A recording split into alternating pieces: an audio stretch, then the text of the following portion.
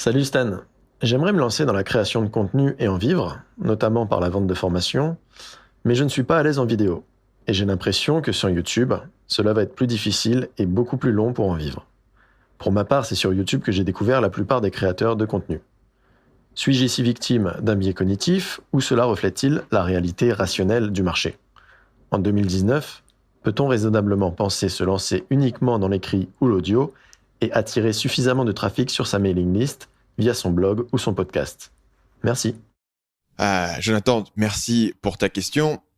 Je dirais que très clairement, tu n'es pas obligé de te lancer sur YouTube, mais c'est clair que YouTube, c'est aujourd'hui la meilleure plateforme. C'est la plateforme qui est la plus rapide et qui est la plus puissante.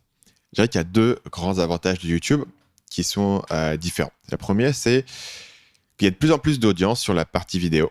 Il y a de plus en plus de trafic web qui se dirige vers la vidéo. C'est quelque chose qui est plus naturel pour les gens que de lire. C'est quelque chose qui est plus naturel pour les gens que d'écouter un podcast. C'est-à-dire que le podcast s'appelait à une certaine frange de la population qui apprécie d'avoir quelque chose dans les oreilles, mais tout le monde n'est pas encore sur le podcast. Tout le monde n'a pas le réflexe d'aller chercher un podcast. Tout le monde n'a pas cette structure. Je parle toujours du fait que pour écouter un podcast, il faut avoir structuré ta vie de manière à ce que tu puisses écouter un podcast. C'est-à-dire qu'il faut avoir pris l'habitude de, quand tu es en train de marcher dans la rue, ou quand tu es en train de conduire ta voiture, ou quand tu es en train de prendre le métro, ou quand tu es en train de faire la vaisselle ou de faire à manger, tu vas te mettre un podcast dans les oreilles. Donc en fait, il y a deux catégories de gens. Il y a les catégories des gens qui ont pris l'habitude et des catégories de gens qui n'ont pas pris cette habitude.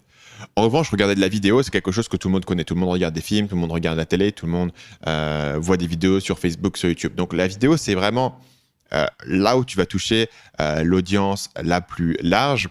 C'est aussi l'avantage, si tu veux, d'être un petit peu à mi-chemin entre le podcast et le texte sur un certain point, qui est que le texte, c'est plus compliqué sur un texte de créer une connexion avec quelqu'un. Donc bien sûr, si tu es un bon auteur et tu peux écrire, tu peux faire passer ta personnalité dans un texte, mais imagine la différence entre faire une recherche sur Google, tomber sur un article, cliquer sur le blog, lire un article. La plupart du temps, tu cherches une info, tu fermes l'article et tu pars, à moins que le site est vraiment quelque chose de très unique, de très distinctif, qui vraiment te saute aux yeux. Il y a la personnalité de l'auteur va pas vraiment transpirer dans ce texte, et tu vas pas créer une connexion directement avec cet auteur. À l'inverse, regarder une vidéo, même une vidéo courte, même une vidéo qui est concentrée sur le sujet, dans la manière dont la personne va parler, tu vas transmettre une certaine émotion, une certaine personnalité. C'est un élément fort de la vidéo. Donc, c'est plus facile de fidéliser sur de la vidéo que sur du texte. À l'inverse, le podcast, évidemment, a la même force de pouvoir transmettre une personnalité. À l'inverse, et c'est la deuxième force de YouTube, c'est la discoverabilité. C'est la capacité à ce que les gens puissent te découvrir. Donc, YouTube fonctionne sur deux leviers différents pour te faire découvrir. Le premier, c'est le référencement. Donc, si les gens cherchent un certain mot-clé, soit dans Google, et bien souvent, sur pas mal de recherches, les vidéos YouTube vont sortir en haut de Google pour un certain mot-clé, soit directement de YouTube, puisque YouTube est le deuxième plus grand moteur de recherche au monde, et vont pouvoir voir ta vidéo. Et à mon avis, le SEO sur YouTube est beaucoup, beaucoup plus facile que le SEO sur Google. Dans le sens où le SEO sur Google va largement privilégier les liens, l'ancienneté de ton site, le nombre d'articles que tu as, la structure sémantique, etc. Ça peut être assez compliqué. Et du coup, il y a vraiment une prime aux gens qui sont arrivés il y a plusieurs années, qui ont eu le temps de construire un catalogue de liens et qui ont de l'expérience dans le fait de comment construire tes backlinks, etc. Le SEO YouTube est beaucoup plus simple dans le sens où il y a beaucoup moins de paramètres à gérer et c'est plus une question vraiment de la qualité en fait, de ton contenu, au sens où est-ce que les gens vont cliquer dessus et est-ce que les gens vont le regarder jusqu'au bout.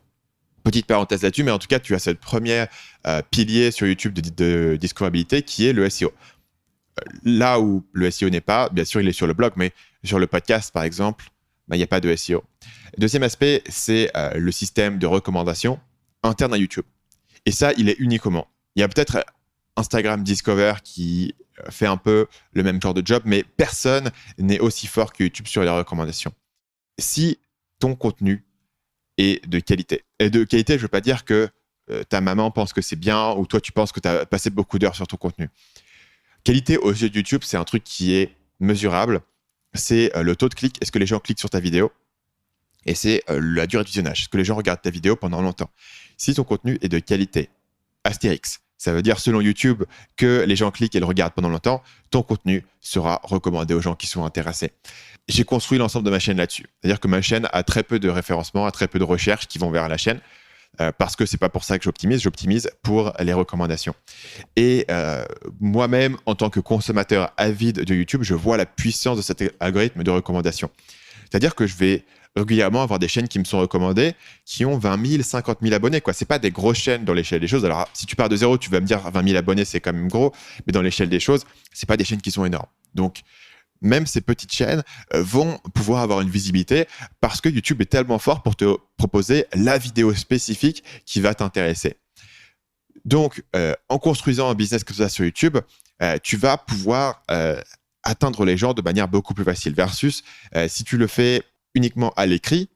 Bien sûr, il y aura du bouche-oreille, mais le bouche-oreille, c'est forcément plus lent et moins viral que simplement de la viralité sur YouTube où tout d'un coup, si ta vidéo marche, eh ben, ils vont la montrer à des centaines de milliers de personnes. Moi, c'est ce qui m'arrive régulièrement, puisque en fait, tu vas avoir 4% des gens qui cliquent sur la vidéo.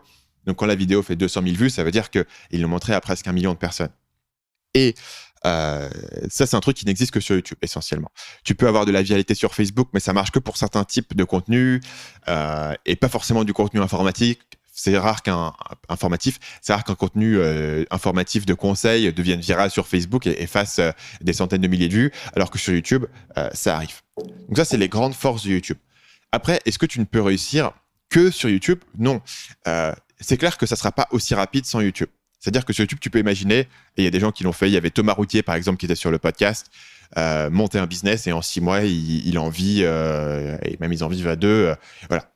Faire un blog et 6 mois après avoir débuté ton premier blog en vivre, aujourd'hui, c'est assez rare. C'est plus un truc qui va se construire sur le long terme. Après, si tu construis le blog sur le long terme et tu es intelligent sur ton SEO, ton backlink, sur faire des articles invités, tu le construiras et tu pourras en vivre. C'est pas impossible du tout.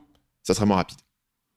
Donc le blog, si vous voulez voir ses équivalences en termes de sources de trafic, tu as bien sûr le SEO, donc le référencement sur Google. Tu as la viralité Facebook, qui marche pas pour tout et qui marche dans une moindre mesure, mais qui fonctionne quand même. Éventuellement Twitter, mais Twitter, j'ai jamais vu quelqu'un qui arrivait à en faire une vraie source de trafic sur un business. Twitter, c'est plus un truc de conversation qu'un truc de business. Le podcast, tu as iTunes, qui est une plateforme qui est relativement efficace pour te faire recommander, mais on est à des années-lumière de YouTube. C'est pas du tout personnalisé à la personne. Voilà. Donc, tu as des catégories et donc tu peux être premier dans ta catégorie et te faire référencer. Et ça marche relativement bien, mais tout le monde n'est pas sur iTunes. Il y a quand même 50% des auditeurs de podcasts qui écoutent sur une autre plateforme.